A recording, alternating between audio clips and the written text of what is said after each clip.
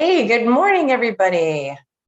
Good morning, good morning. Well, it's morning for me. I'm very well aware that it might not be morning where you are, but I'm so happy to see you all. Look at you all coming in today. Oh my goodness, this is so exciting. Yay, it's one of my favorite things to talk anatomy. I'm so glad you're here.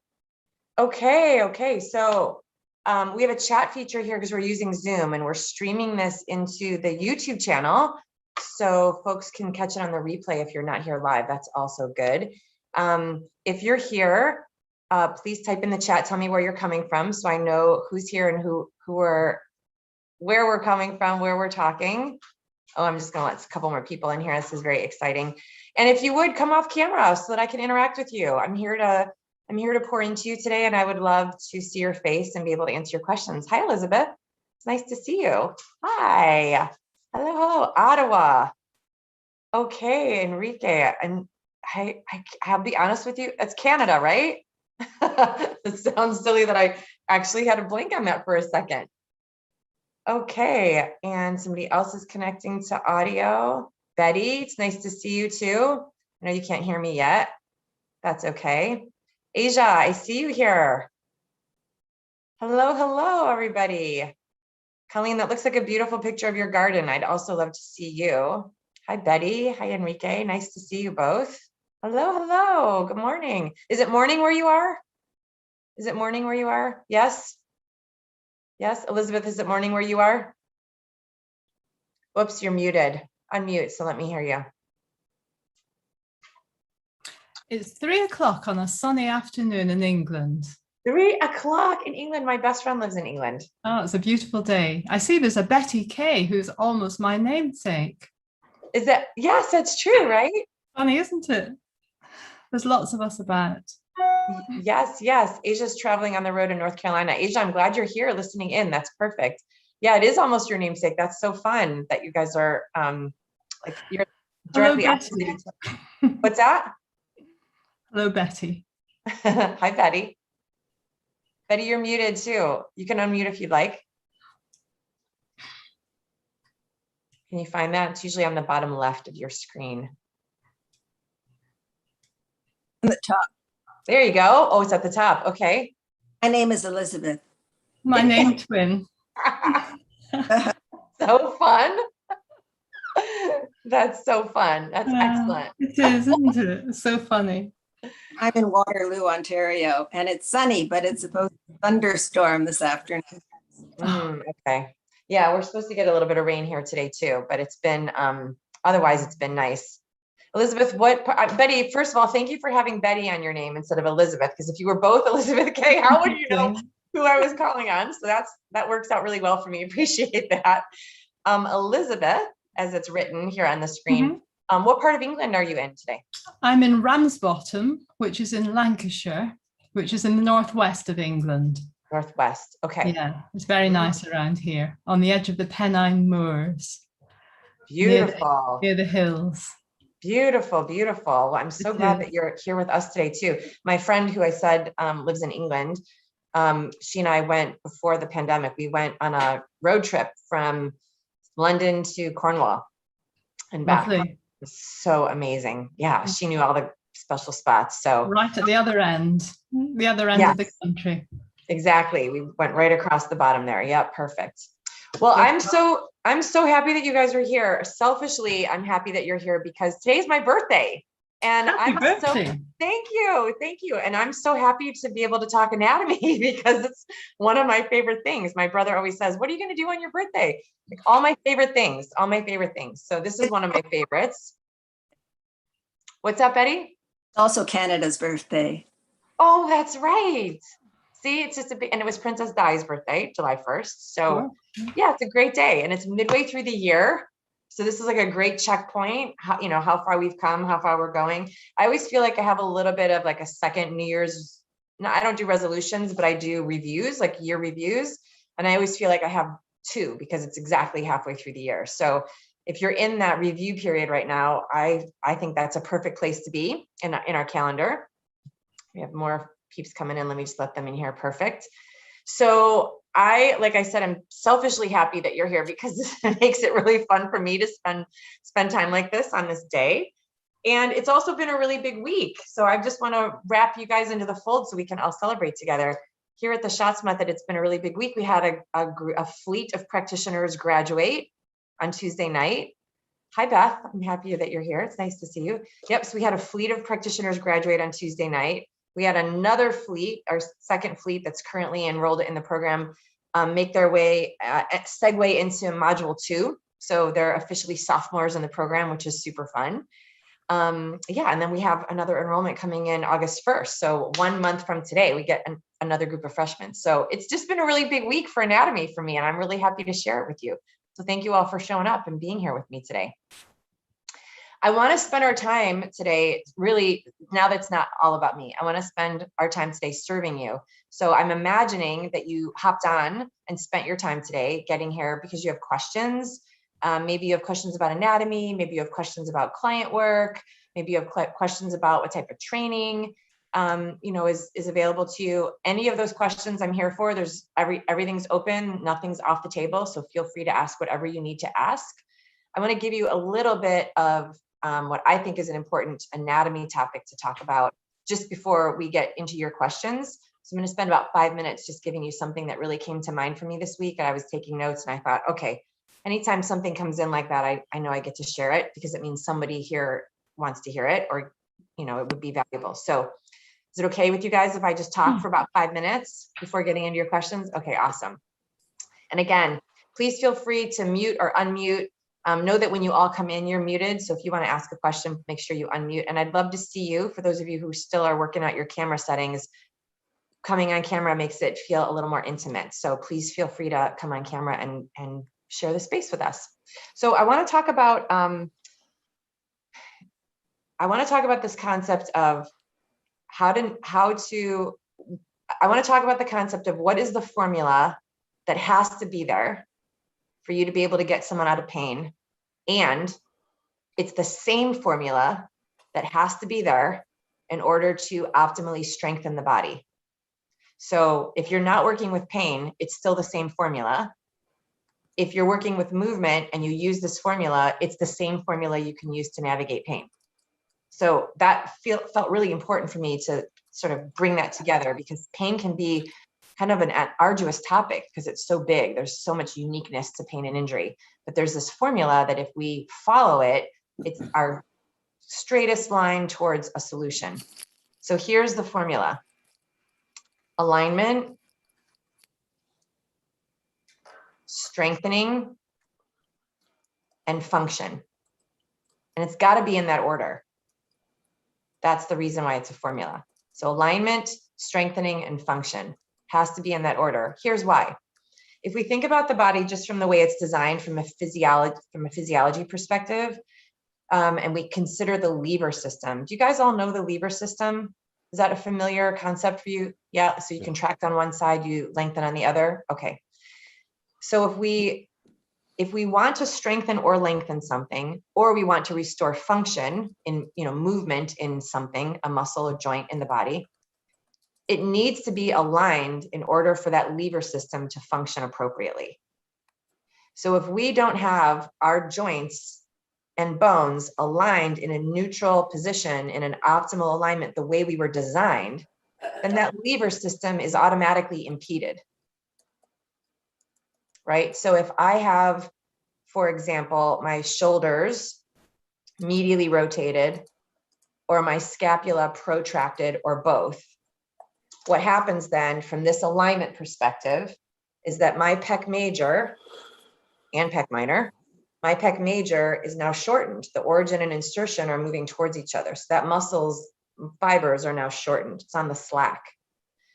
So that means then that it's already in a position that seems like it's contracting, but it's not actively contracting, meaning it can't bulk up and gain strength. It's just contracted from a shortened position, which means the opposite side of that same joint is over lengthened or just lengthened. If I go to change something weight bearing on that misaligned joint, I'm not going to get full functioning of both sides of that lever system because the lever system's already doing it.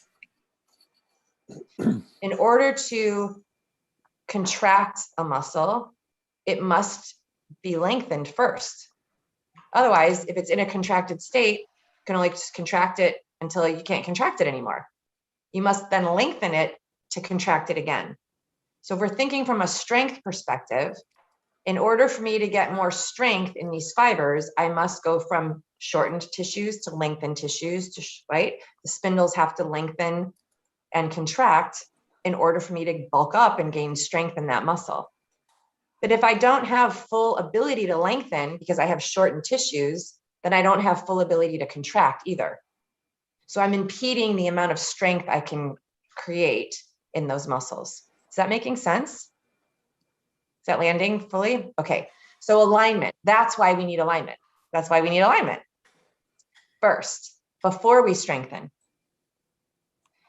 If we don't know what the alignment is though, we're already like in a pickle, right? So when I train about applied functional anatomy and alignment and visual assessment skills, it's not to make you, it's not to create anything other than just a better awareness of how to get into that aligned position so that you can do whatever you want to do, whether it's repair the function in that joint, in that lever system, or strengthen the body in that place, or move through an injury. So if you notice in the formula, function is third. Function is movement. If we just pump people through movement routine to try to get them to get stronger and they're not aligned, it won't work. We're 2 steps too late. We're rushing the process here. Strengthening is super important as well, because most of the time, pain in the body is a result of tissues not having the strength to do whatever the activity was that got them into trouble in the first place. And there's different types of strength. So I teach about intrinsic strength and phasic strength. They're very different. I won't go into it now because it's kind of a longer story, but it's really important to know the difference between those 2 types of strengths in the body. One creates strength and stability in the alignment and the structure, and the other one creates bulk that we see in the mirror. Most of us focus on the latter, the bulk that we see in the mirror, which still requires alignment first, by the way, because we just talked about that, contract, lengthen. Definitely from an intrinsic perspective though, I have found, which is how I ended up nailing my method, I have found that most people have intrinsic weakness, and in the absence of it, we can't fully heal injuries fully. I said fully twice. We can't really get them to 100%. And the reason is because the intrinsic strength is what holds the bones in place.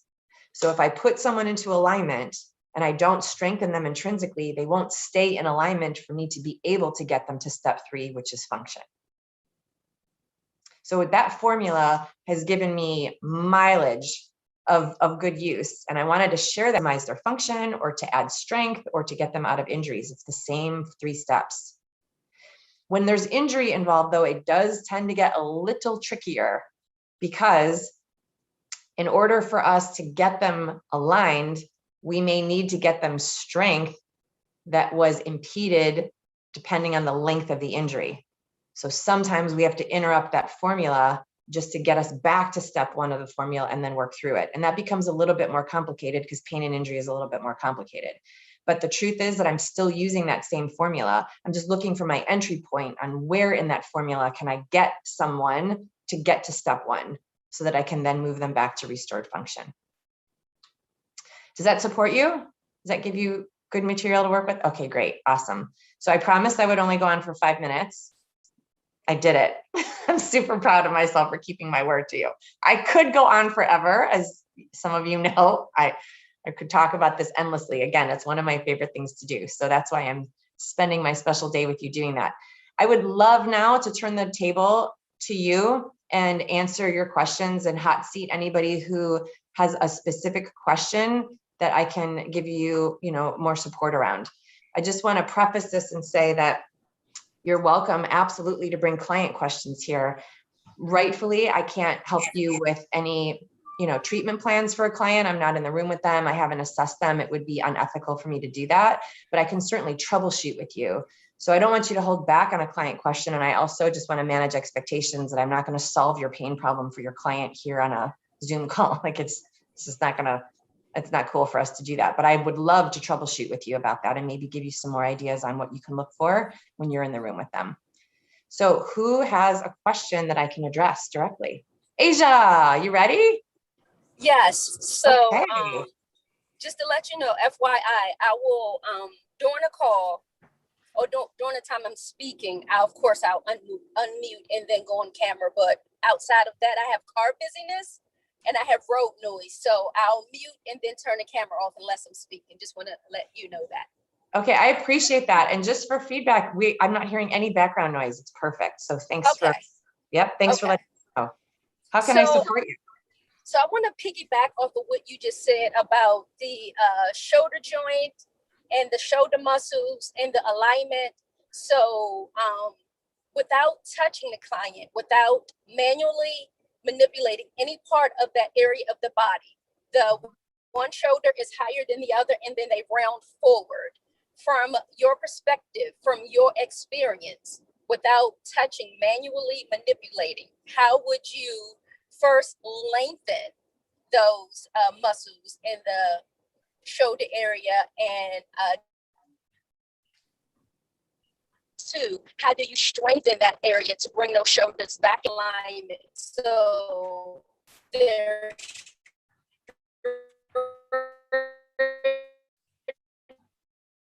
across? And did you hear me okay?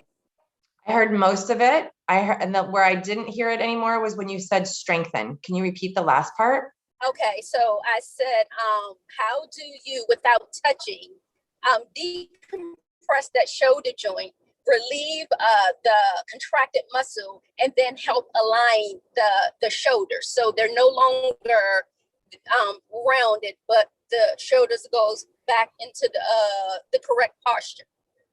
Okay. So first things first, and I don't know if this is what you're saying, but I just want to make sure that I'm thorough.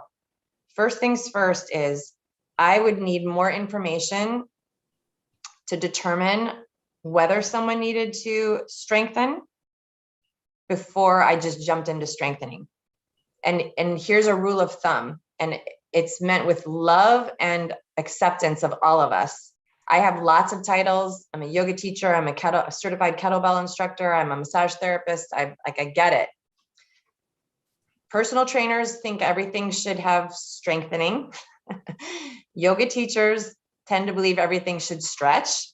And massage therapists tend to believe everything should be released. And I'm one of all of those things. So I say this with love. What we want to do is to cut through our autopilot. We just want to cut through that. So not everything needs to be strengthened. And if it does, to answer your question more specifically, Asia, it goes back into alignment first, right? In our formula, it's alignment first. Once I determine if it needs to be strengthened, I still need to know, does it need to be strengthened physically or does it need to be strengthened intrinsically? So again, I would need a little bit more information to tell you, what to do on this particular shoulder. It's not a blanket answer. But what I do to get folks back into that alignment, what I do is I use the functional assist that I developed. And I have a whole program of that, obviously, and lots to pick from. There's about 5 or 6, I believe, that are might be more for shoulders. And so I would be able to pull from my own toolbox to use one of those functional assists to get someone back into alignment. And so what does that look like? Well, depending on whether they need symmetry between the two, I might use one of the assists that gives them an opportunity to turn their carriage into a more unified position. And then I would hold it, right? Anytime you hold something for 90 seconds, you create change in the tissues. So I would have them hold that, and I would ask the body for information. A lot of times when something's coming into the shoulder as a symptom, the source of that is not in the shoulder. Most of the time, shoulder pain can be more localized to the shoulder than shoulder misalignment and function. So oftentimes when it's a shoulder function issue, it's not coming from the shoulder specifically. So when I get them into a symmetry, then I would look more at, well, how is the body responding to that tool? Am I starting to see something a little bit lower, like in, obliques, like down lower below the rib cage? Or am I starting to see something higher, like in the neck, that's referring into the shoulder and hiking that shoulder higher? Or is it something posterior, like rotator cuff related, that's more scapular related, that is also affecting the glenohumeral joint? So I would get the body into a tool, into an assist that I know works, and I would let it passively hold there and then start revealing to me where the source came from. And then I would actually go to the source before I would address the shoulder. So let's say, for example, you've done your thorough assessment and you're positive. You're like, Gina, I just told you, I already did the assessment. I know what I'm talking about. And I believe you. You're like, it needs to be released. Okay. Then my question is, well, why did it get tight in the first place? So I can spend all my time and my client's time releasing a muscle that needs to be released or strengthening a muscle that's weak. But if I don't figure out why it got imbalanced in the first place, we'll end up doing Groundhog's Day the next time they come back for an appointment. So I would still look further into what's causing that assessment that you've made to be reality. How's that? How's that for an answer? Yes, you answered it. As you speaking, you couldn't see me, but I'm shaking my head. Okay. And, but Okay, good, great. Thank you for that. Yeah, my pleasure. Is there anything more? Oh no, that was great. Thank you. Okay, awesome. Well, thanks for jumping in first, Asia. Way to set the stage for everybody else to ask awesome questions. Thank you. Well, thank you. Okay, drive safe. I'm glad you're here. Awesome. Let me get us back to where I can see you all. I would love to see who else has a question that I can support. Hi, Bruno. I'm glad you're here. I'm seeing you for the first time. Hi, thanks for being on camera. I'd like to ask a question, please. Sure, Elizabeth, of course. It's about, I do strength and mobility classes for older ladies. Okay. We use kettlebells and sandbells. Nice. But I find a recurrent theme is a fear of squatting.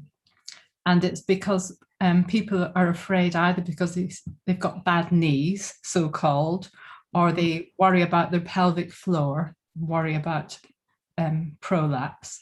Mm-hmm. And so they're never able to allow themselves to go through anything like a full range of motion.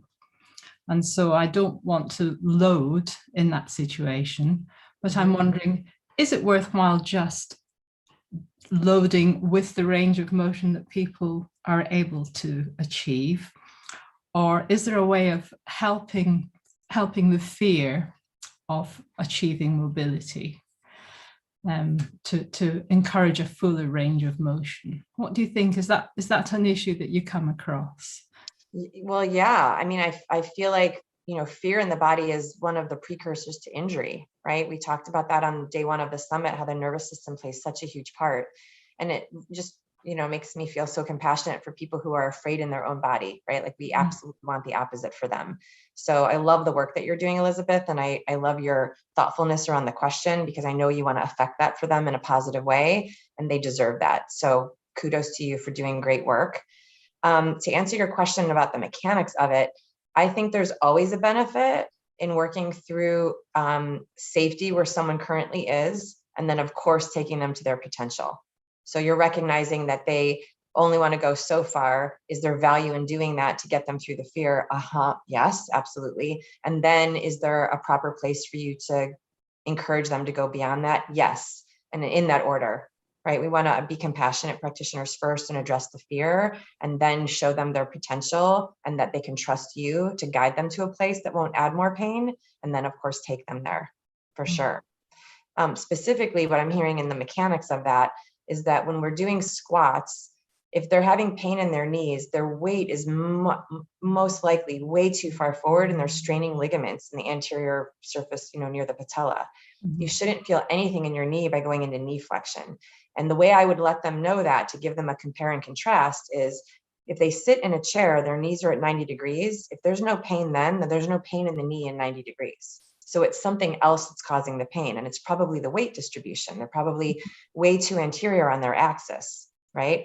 The reason why they would go anterior on their axis is because going backwards requires a tremendous amount of intrinsic strength through the core, up through the pelvic floor, which you're already identifying they're weak in.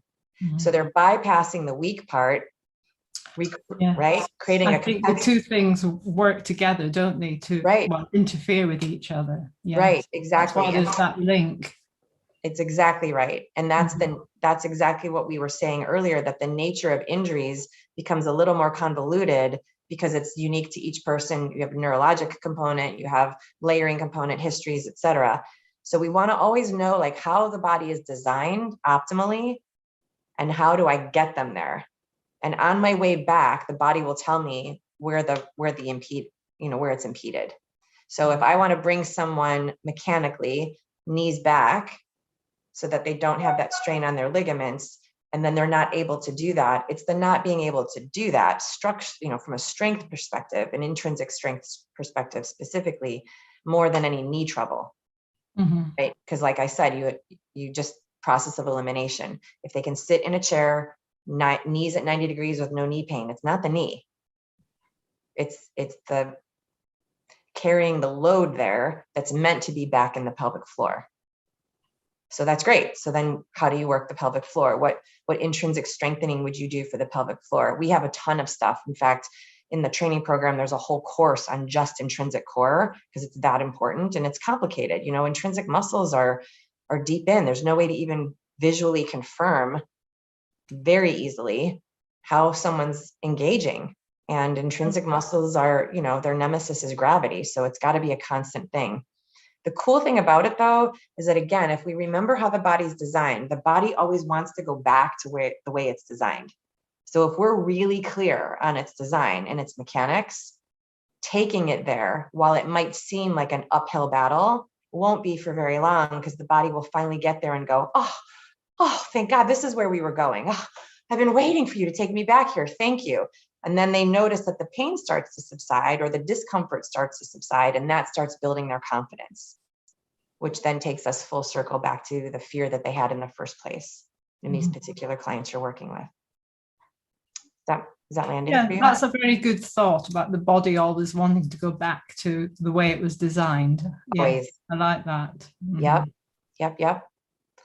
Do you have a follow-up question to that, or did that answer you fully? That helps. I think what I've been doing is encouraging people to use an exercise where they're in a kneeling squat, what I call frogging. So encouraging a range of motion, but without putting a load through their knees.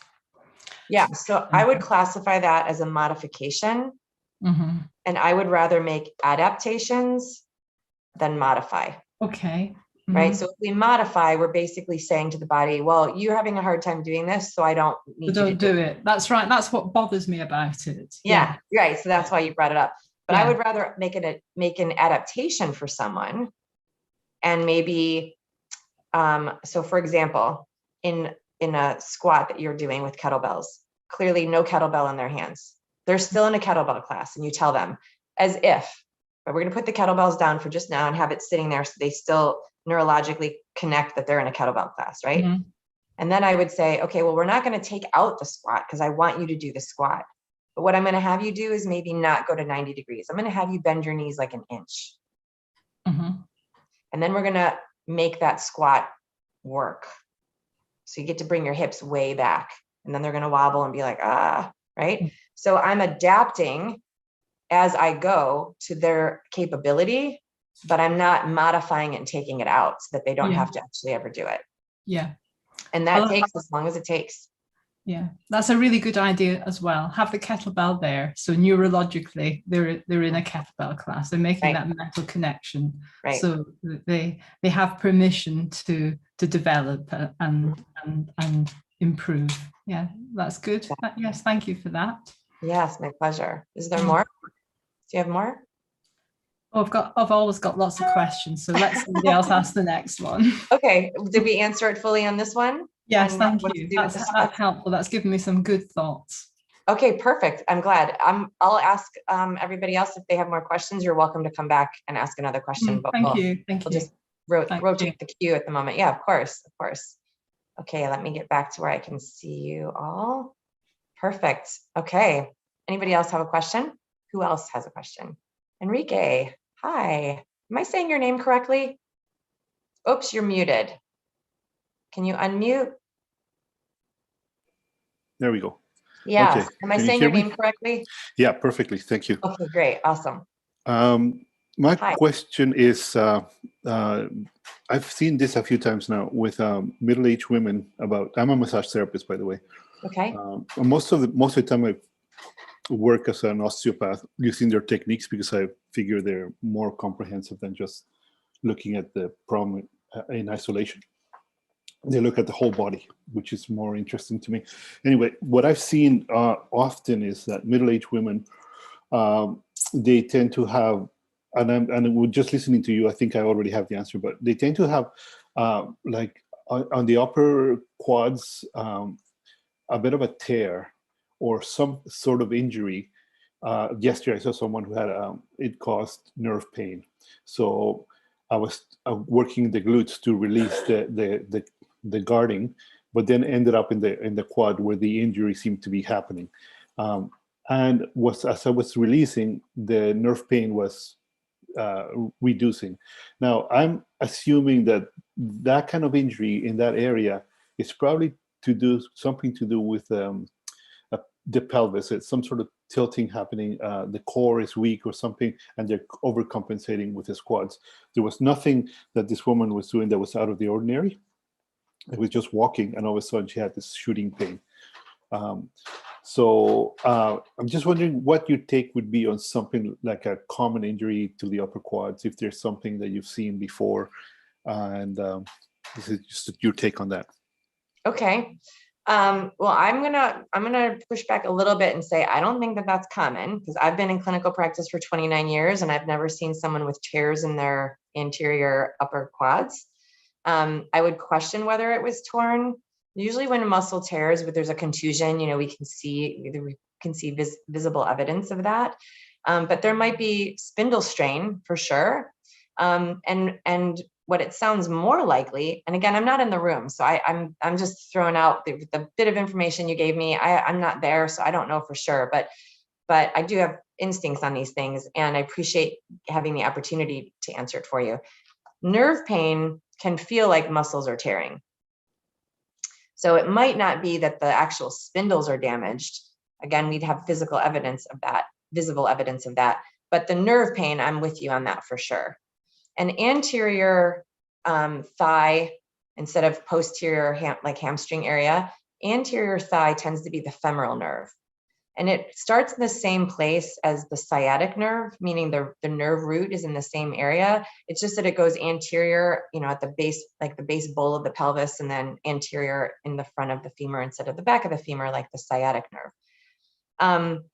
And so in those, I've had several clients with femoral nerve pain instead of sciatic pain, and they think they're crazy because nobody talks about femoral nerve pain. They talk about sciatic pain and everybody knows what that is. They're like, no, this is definitely in the front. And it happens a lot with pregnancy. So, the weight distribution is very forward. The client's alignment is far anterior to the axis, which means they can't be in that alignment that we talked about at the very beginning of our talk today. When you're not in alignment, you do create compensatory patterns and is very difficult to strengthen, which is problematic for nerves, because nerves don't like to be infringed on. They would never do well living in New York City. They don't like to be bumped. They don't like to be crowded. And they need a lot of strength in the muscle tissue around them to hold things still so that the nerves don't get impeded. So for me, I would use that formula again, right? Like, what's the alignment? And you called on this already, Enrique. You said, tilt of the pelvis. And you even mentioned weak core. For me, I would go back to that formula and I would look very critically at the optimal alignment of their pelvis, whether the curve of the sacrum is the opposite of the curve of the lumbar and that neither are exaggerated, but they're both balancing each other. And then I would get them to create strength from that aligned position and then check the function from there. And at any one of those places, getting them into alignment, strengthening them in that alignment or function will absolutely reveal to you where the problem is, where it's starting from. Did that answer you? Whoops, you're muted still. Yeah, that's very helpful. Okay. Well, thanks for that. Yeah, of course. Do you have a follow-up? No, that actually makes sense to me. It is a femoral nerve that was damaged, or not damaged. It's compressed somehow. But I wanted to unload it, and trying to unload it was basically taking the guarding off from the back, from the glute area. That helped quite a bit, but direct manipulation of the area where the impingement was happening was causing a lot of pain. So so what I did at the end, I just taped that area, kinesio taped, and then waited for a few days to see how that helps for now. Okay, so let me ask you a follow-up, if you're okay. I have a follow-up question for you. Okay. You said when you added compression, I think you said to the area. What area? You mean the front of the thigh? The front of the thigh, yeah, the upper thigh. Okay. That's not the source. No, but there was definitely a tender area in that area, like was aggravating, an aggravating factor. An aggravating factor, but that is still a symptom. So 80% of the pain, 80 to 90% of the pain in the body is referred from somewhere else, which means there's only a 10% chance that those anterior thighs are where the problem is. So if we poke on a part that's a symptom, the symptom will say there's a problem there and we'll miss the source. Yeah. So to me, the source, it's probably right at the joint. Which one? At the hip joint. It was on the just right where the I guess the nerves split going forward, and the femoral nerve splits around that area. This is where I found that. So I was releasing that area, but the tension had already gone into the quad area, which was causing another impingement at the front. The referred pain was down the shin and to the foot. So once I released the glutes, then I started working at the femoral, at the upper quad. It began to release, but it wasn't completely released. I would say I got maybe 60% release. So at that point, what I wanted to do is just kind of let it rest, because it was a lot of aggravating too of that nerve. So I taped it and I asked her to basically rest and see how it goes in the next 3 days. Okay, and you haven't heard from her yet? Not yet. No, this was yesterday. So okay. So yeah, hoping that you got it. I would still encourage you to look closer to the source. I hear you being sure that it's the top of the. Go ahead. Yeah, no, I'm nothing is sure because I can't see it. Yeah, this is what I know. You want to always start at the nerve root, which is at the spine. Right. Right. So we're looking at like L3, L4. L3, L4. Yeah. If she doesn't. Go ahead. She did have an injury on L5, S1. Oh, surprise. I can't believe I would have maybe intuited that. Right. So if we don't have alignment at the bones first, between the curve of the sacrum and the curve of the lumbar, we cannot get the muscles to respond any differently than they are. Right. That goes back to my formula. See, you're the reason I came up with that formula to start with. This very client right here. So we must get them aligned from their axial skeleton first. Sacrum, especially, it's the keystone of the entire structure of the body. Right. Okay. We must do that. But when we have so much pain that we can't really give any exercises to realign that pelvis. Enrique, hear me out. Exercises are function. That's number 3 of the formula. Right. I understand that. That's too far. You're right. We don't give exercises when there's that much pain. We get alignment first. Right. So I hear you, and I still want to pour into you. Are you open to me giving you more? Oh, definitely. Yeah. Okay. Okay. So here's the jam. The axial skeleton is where the alignment must happen first, specifically the sacrum. It is the keystone for the entire structure of the body. You can ask the muscles to do backflips, and they probably will try, and it still won't solve it unless the sacrum is aligned. It is the keystone for the entire structure. If the sacrum's not aligned, nothing else can be. And here's why that's important. The sacrum is the juncture between the axial and appendicular skeleton. It is literally where those two parts of the skeleton meet. And alignment is number 1 in the formula. Okay, which means that not only do we get to address the sacrum and the spine, axial skeleton first, then we get to address the sacrum and how it articulates with the innominate on either side. Right. The ox coxa, the hips. When I have seen femoral nerve issues, it's when one of those innominates is askew. If you just go to releasing, you're a massage therapist, I called you. I know what we want to do. I get it. I was one, I get it. This is why I'm leaning more towards the osteopathic methods, because they deal with alignment first. And Yes. I find that So does- is important Absolutely. with the whole body, not just the area, but the whole body. So Exactly. I understand that completely. Yeah, and that's the premise of my method as well. So this should support you fully. If we just go to move the muscles to correct an oxcoxa that's askew, and we have not yet first balanced the sacrum, those oxcoxa are just going to go back to responding to the position of the sacrum. Of course, yeah. All of that gets to happen before you ever release glute max or rectus femoris. Yeah, Because I understand. Okay, yeah. I guess I was distracted very much by the pain first. So I wanted to, I'm always trying to reduce the pain, right? Of course. It did happen to a certain degree, but now I think I can go in there and begin the alignment process. Yes, that's it. That's the key. And Enrique, you brought up such an important point. If it's okay, I want to expand on that a little bit. We do get distracted by pain, and so do our clients. And I shared with you guys that I just had a fleet of practitioners graduate this week, and I'm so proud of them, and they are rock stars. And here's the catch. A week ago, we were in our second to last training, and one of the practitioners in the program was having such pain. The whole pod met, and they were working on her body. And the practitioner was in so much pain that she started making them second guess where they should be starting. She was positive that she should be working on spot A because that's where the pain was. But all of the problem was coming from spot B. And we had all this evidence for that because we go through assessments. We even get distracted by pain, and definitely our clients do. And they can enroll us into getting off track. Yeah. That's why we have things like formulas. I hear you're your client. I care for you, and I'm sad that you're in pain. I know you think it's on the left. I'm going to still work on the right because I care for you enough to want to get you out of pain, and I'm not going to chase your symptoms because there's only a 10 or 20% chance I'm going to get you any relief, and it won't be 100%. And I'm going for gold. I'm going for gold, which means I'm going over here. If you can come to the session with that, not let yourself get enrolled in something that you know is panic, and then enroll your client into trusting you because you have a formula that you know works, then you won't continue to spin.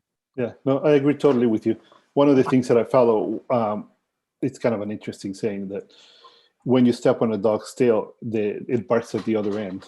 So, but the problem is, so that's kind of, I tend to follow that most of the time, but this time I did get distracted. But just hearing you put things back into perspective. So that's very helpful.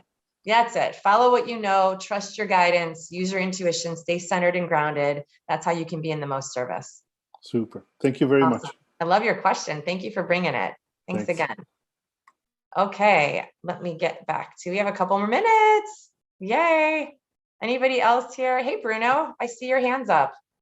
I'm going to ask you to unmute, and I'm going to put you, whoops. Am I unmuted? You are unmuted. Yes. Oh. Perfect. Hi. First. Thank you. Yeah, thanks. So very much connected to what we were talking about. I have it's myself, not a client. Okay. I'm a yoga teacher, but this is for myself. I have a spondylolisthesis. So the S1 is a little bit more forward than the L5. And I have no symptoms anywhere in my lower back, but lately I've been having a TFL lateral side of the right knee pain. I cannot sit cross-legged. I cannot do pigeon. I cannot do all these things that I was able to do before.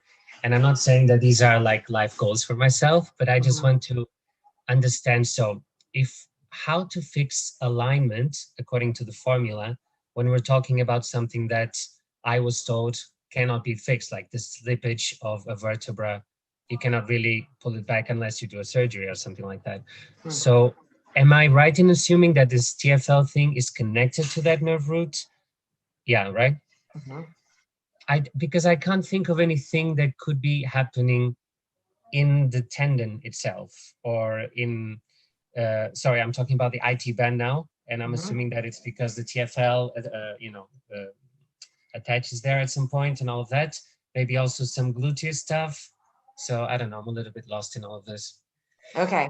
Well, I give you so much credit for trying to sort it out on yourself. The hardest client we'll ever have is our own body, right? Like, because we're in it and we're like in it and we can't see. And we think we know the answers, and yeah, exactly. So kudos to even trying, and you're gonna figure it out for sure. You brought up so many great points, and I'm gonna temper myself because I can get really impassioned by some things, and this is one of them.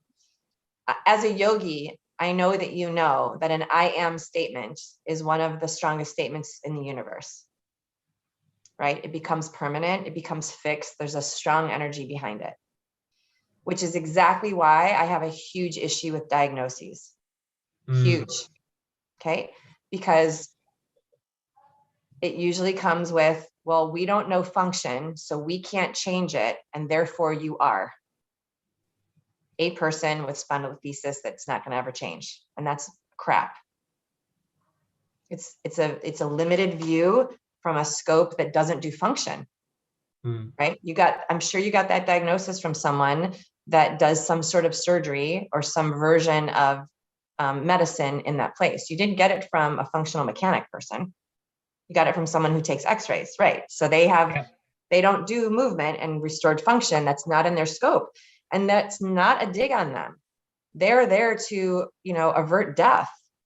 And nerve pain could create death in the tissues, and you'd end up losing your legs. So we want them to confirm that that's not going to happen. But we don't want them then to give us a life sentence after that. And that's where I really get heated. So I'm just going to pause there. I'm going to tell you, I have the same thing in my low back as well. Some of it comes, I think, from my clinical experience from extended lifestyles of hypermobility, which I'm an 11 on the scale of 11. So I'm Gumby in a suit. And I've seen it in other clients as well. Slippage, just think about the word. Slippage means moving, movable, has moved, will move. That's active. I can work with that. It's not static. They didn't say locked. Yeah. They didn't say locked. Okay. So if something can move, it can move back. Now, with a diagnosis like that, there's a condition that has changed inside the body. I'm totally on board with that. I'm not naive. And it might mean that you're in a little bit of Groundhog's Day with your body. And this would go for us or any of our clients too. If you have a condition, like I have hypermobility, right? I'm experiencing the constitution of a person with hypermobility in this lifetime. I'm never going to change that. I'm not going to go out and buy new ligaments and plug them in. It's not going to work. It's never going to happen. But I can make lifestyle awarenesses that help support that, or I can make lifestyle choices that do not support that, which will lead to more pain. So I get the choice. I'm empowered in that place. I'm not disempowered, and neither are our clients. So getting back to your specific symptoms, thank you for giving me airtime to go on, because that's right up my window of jam. Getting to your specific symptoms, you're absolutely right that the IT band would be related. Second cousins like related, because again, pain patterns are referred, 80 to 90% of it. And so if you can picture the ox coxa of the pelvis with the sacrum behind, so this is the triangle where the sacrum is. I need 4 hands. So here's the sacrum here, and here's the ox coxa. So you're looking at the back of the pelvis, the person's facing me. If the sacrum is askew in any way, and it can be misaligned in 3 different directions, that all of you manual and movement practitioners can address, because that's what I teach. So I know you can do that. If the sacrum is misaligned in any one of those 3 directions, it articulates with the ox coxa. Sacral iliac joint is the sacrum and the ilium. There's only 3 bones in the pelvis, right? So if the sacrum is askew, it means that one or the other or both ox coxa are also affected by that askew sacrum. And we know your sacrum's askew. You started the story that way. Okay. We know that it moved. We know that it might be an ongoing movement thing.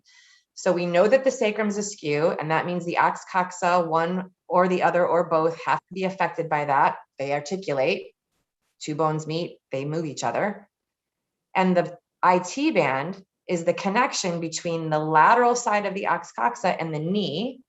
The IT band's job is to create strength and stability in ambulation, which means that while you're walking, these ox coxa are moving, and the tension on that tendon has to double now, because there's already a misalignment. Alignment first, then strengthen, then function.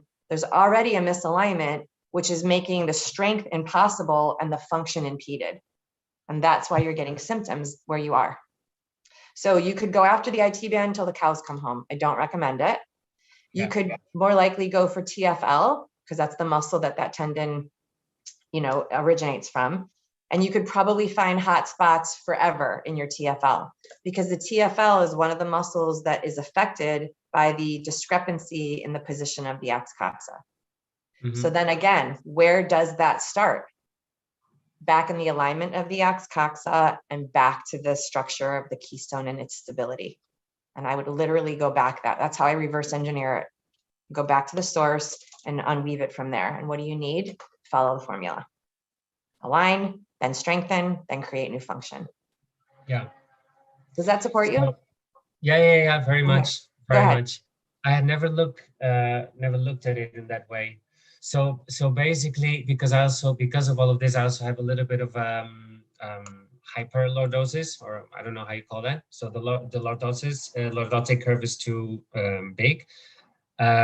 So in terms of alignment, I would try to strengthen my core in such a way that I try to go away from that lordotic curve. Or is that what you mean? Not exactly. So I, without having the ability to see you and have more time to dive in deeper, when I hear you say you have an exaggerated lordotic curve, my immediate question is, again, that's like a diagnosis. So my question is based on what? Excessive to whom? Who said so? Maybe it's not. Maybe it's not. Maybe it's absolutely balanced for you. The way to know if the curves in the spine are balanced is to look at their matching curve, right? So sacral and thoracic match each other in balance, lumbar and cervical do, and then they all balance each other, and that's how you absorb from the earth. So I don't know. Is it excessive? I don't know. If it is, then still the alignment comes from the sacrum. It doesn't come from the lumbar curve. And if you do your best to reverse the lordotic curve, maybe by like pulling your belly button in or whatever you're doing, if you pay attention to your own body, when you're trying to tinker with the lumbar curve, you're probably tilting the pelvis. And we already know that the pelvis needs to be aligned. So that's not helping. That's making more conversation go on in the pelvis that might not add clarity. So again, I would look at the sacrum first and balance the lumbar curve to the sacral curve, not just tinker with the curve a la carte. And as you work on the sacral curve, you will have to address the anomalous because we've already determined that one of them or both is askew. Yeah. So I know that's more than I can like sort out for you. Like, well, how do you do that then? Exactly. That is actually what I train on. So making it sound simple and then the actual doing, I get it. There's a gap there, but I think you're on the right track. I do think you're on the right track. And you just want to make sure that you're not tilting or tucking the pelvis ever. You just want to get it to that optimal position on the apex and you're good. And then strengthen from there. Align, strengthen, and then work on your yoga and your movement. Cool. Does that answer you? Yeah. Okay, excellent. Let us know how it goes. Yeah, everybody.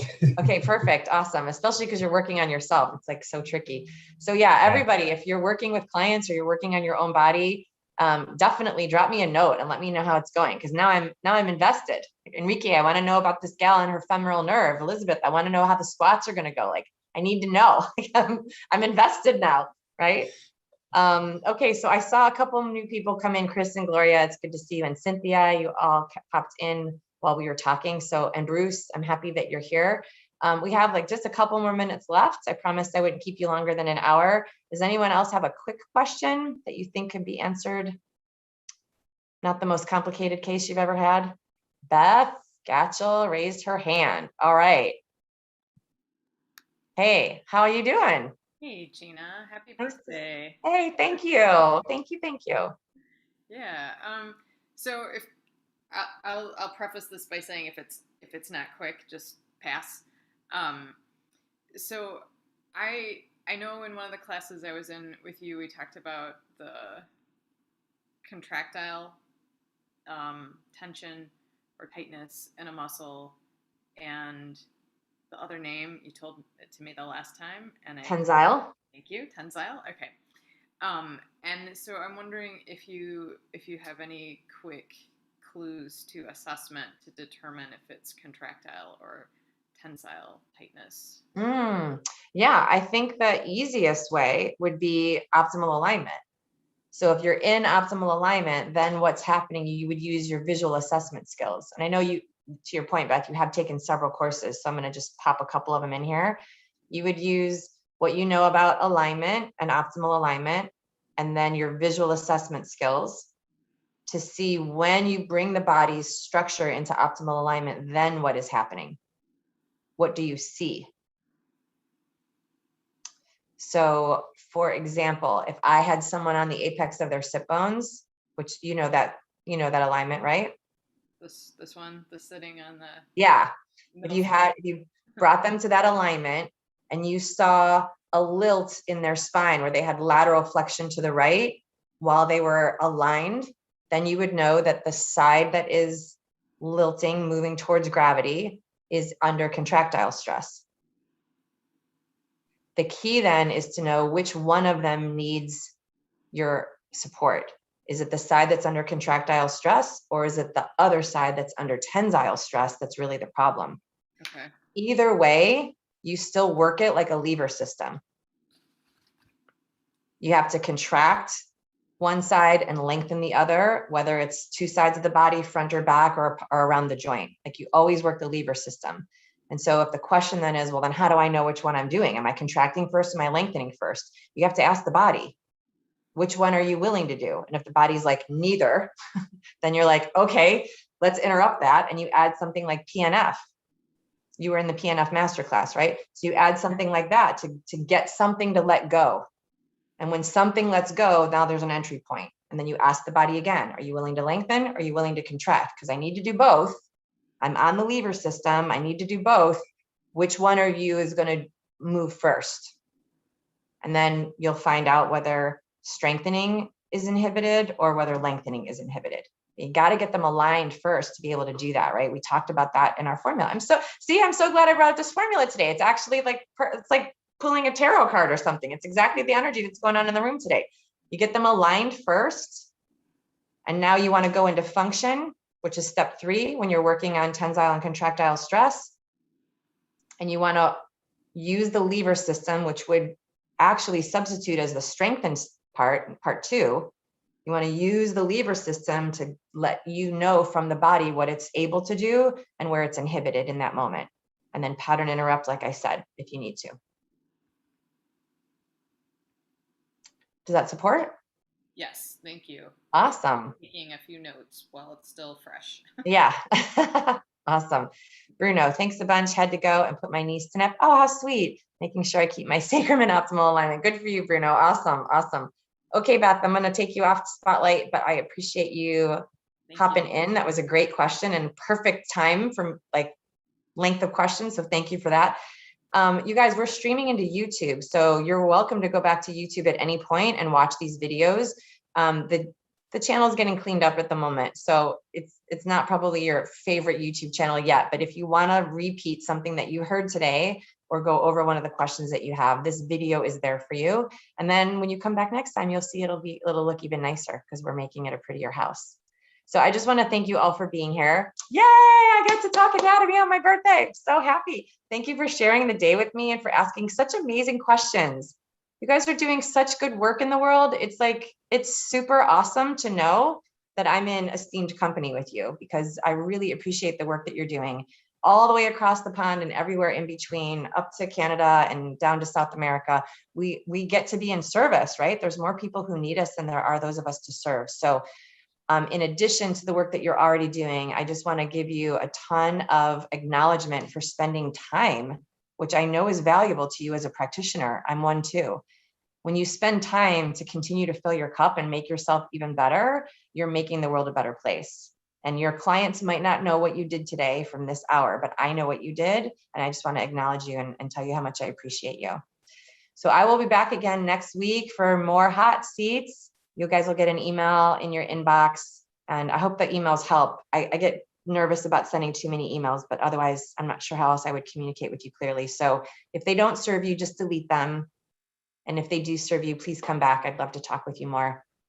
Okay, everybody, have a super good week. Enjoy your weekend too. Bye for now. Happy birthday.